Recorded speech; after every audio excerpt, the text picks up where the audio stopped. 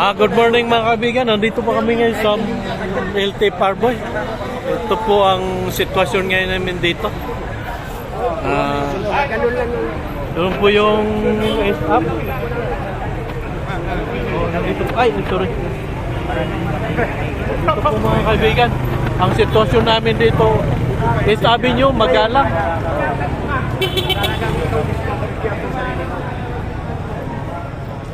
Yan po mga kaibigan. Kaway-kaway dyan. Yan po mga kaibigan ang sitwasyon dito. Mag-interview tayo ngayon mga kaibigan. Kuya, ilang oras na kayo dito? Kanina pang madaling araw. Madaling araw pa. So, kumusta yung buhay, ha? Alas 3, so ako alas 12, kahapon. Umuwi. Hindi pa ka nagpagapon. Ha? Hindi ako pumunta. Maganda sana, dalawang pupunan. Ito nang ginayang talaga. Mas mabili, mas mahaba nga yung mga kaibigan. Dapat sumaba na tayo